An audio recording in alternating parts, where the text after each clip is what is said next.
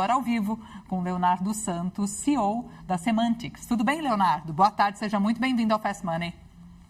Boa tarde, Natália. Obrigado mais uma vez aí pelo espaço. Gratidão por colaborar. A gente que agradece a sua disponibilidade. Você viu, né, que a gente já trouxe aqui na abertura uma missão, uma pergunta. É a pergunta que todo mundo está esperando para ouvir a resposta. Qual que é a sua percepção sobre esses rumores de bolha, hein, Leonardo? Eu primeiro gosto de separar, né? Como qualquer novo mercado, você tem um mercado muito embrionário, claramente um mercado de trilhões de dólares nos próximos 5 anos. Isso é fato. Eu gosto de separar em 2 camadas. A camada primeira são as empresas de tecnologia que já navegam nesse mundo, nesse mercado, e que claramente aqui tem uma vantagem competitiva e um produto muito sólido, seja ele numa construção de uma propriedade intelectual, um modelo de linguagem, um hardware, dados proprietários, que possibilitem ela a criar o seu diferencial competitivo perante esse mundo onde todos buscam essa corrida, buscam criar esse diferencial competitivo. E uma segunda camada de empresas que estão construindo novos modelos de negócio, seja novos produtos, com novos dados, novas aplicações para robótica ou algum segmento que ainda não tem esse conhecimento, ainda não tem provado a entrega de valor daquela determinada tecnologia. Dentro dessas 2 camadas, você tem empresas que, claramente, as aplicações, e aqui não tem o seu modelo de negócio provado, você tem aqui um fator de risco muito maior. E aqui eu coloco, sim, que existe um fator de correção.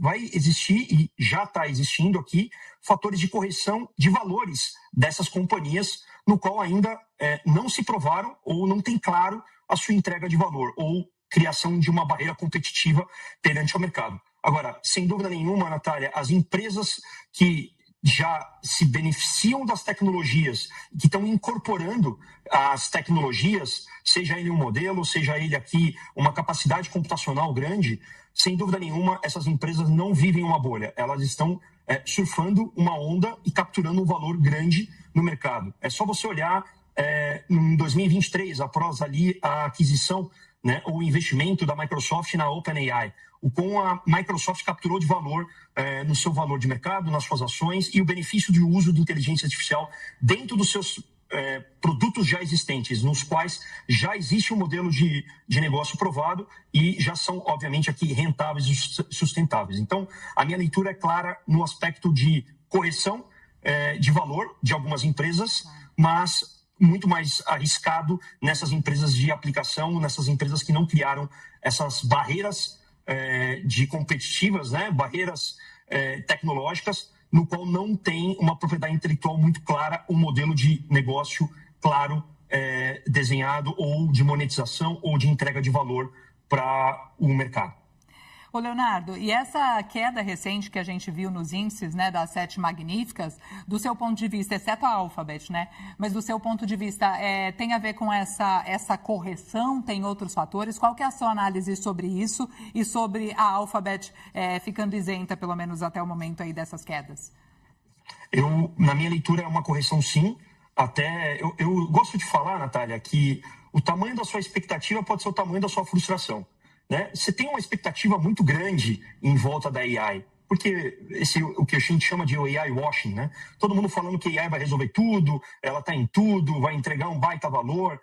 Infelizmente, algumas narrativas de empresas que não construíram propriedade intelectual e que se beneficiam desses grandes modelos para dizer que construíram, né? Então, é muito difícil para o usuário final entender quem de fato criou propriedade intelectual. E aqui, obviamente, você tem uma correção. Por quê? Porque essas empresas que estão hoje, essas maiores, né, vamos chamar assim, elas estão ali vendendo, né, o consumo dessas, seja do hardware, ou seja desse modelo, o consumo dessas tecnologias.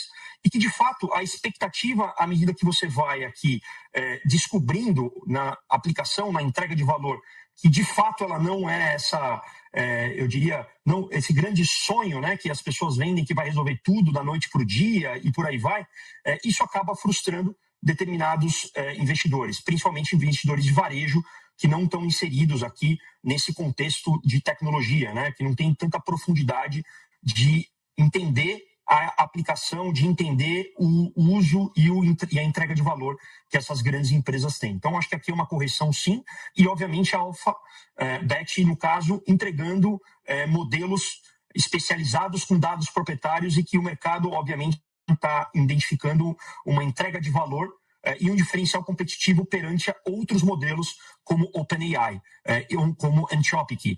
Então, acho que aqui os investidores têm visto isso, e eu aqui, me colocando até como usuário dessas tecnologias, tenho visto, sim, o Google colocando novos modelos, colocando novas aplicações, como seus modelos de agentes, né, criação, que a OpenAI também acabou lançando. Então, você vê o Google se destacando. E a gente não pode esquecer, né, Natália, que a OpenAI nasceu de ex-engenheiros do Google, né? Alguns dizem aí no mercado que nasceu dentro do Google, né? Que não foi, o Google não foi ali inovador o suficiente ou não conseguiu correr com o lançamento ou até mesmo aqui colocar isso no mercado, e a OpenAI foi criada muito por essa brecha de mercado e até por essa não agilidade, vamos chamar assim, dos engenheiros ou da liderança do Google. Leonardo, a gente tem visto, então, esse avanço da inteligência artificial, inclusive, impactando muito no valor de mercado dessas empresas, né? E aí elas fazem parcerias entre si e os patamares são estratosféricos, né? Fala-se com a maior naturalidade ali de trilhões de dólares. Você acha, então, que esses valores de mercado, eles têm bases sólidas ou de fato, tem um exagero nessas expectativas?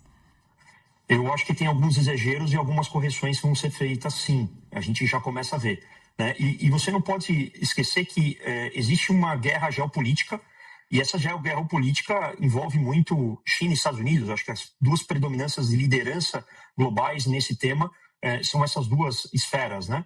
E que, de fato, aqui você tem uma necessidade de uma empresa puxar outra. Então, a NVIDIA puxando a OpenAI, que a OpenAI puxa os data centers, e os data centers puxam o hardware. Quer dizer, você tem um círculo virtuoso que ele é positivo, mas, ao mesmo tempo, essa correção, quando ela é feita em alguma dessas companhias, você tem um efeito natural nesse círculo virtuoso, onde todas acabam sendo ali impactadas. Então, acho que aqui essa leitura ela é importante para os investidores, para os analistas e para quem tem tomado a decisão aqui no uso ou nos investimentos em empresas de AI, mas eu não vejo aqui como eu diria aqui, uma grande bolha que vai explodir nessas empresas. Não, eu acho que aqui tem uma correção, sim, natural. O risco está maior, são nessa camada 2 que eu citei, que são essas empresas que não têm o seu modelo de negócio provado. E bem lembrado, né? Tem a China ali também, a gente fala muito dessas dos Estados Unidos, né? Mas a China sempre surpreendendo também nessa questão da inteligência artificial. Para a gente finalizar, Leonardo, qual que é o papel do investimento institucional e dos investidores de varejo nesse cenário? E você diria que os investidores de varejo estão mais expostos assim, a riscos, não, se não da bolha, mas dessas variações por conta de correções? Na minha leitura, sim, os investidores de varejo têm essa necessidade até de se aprofundar, que as empresas estratégicas acabam se beneficiando melhor e analisando melhor e tendo profundidade nesses investimentos. Os benefícios para os investidores institucionais até são maiores pelo fato de enxergar a entrega de valor, ou até mesmo aqui se beneficiar dessas entregas de valor e dessas parcerias, como você mesmo citou, Natália. Mas o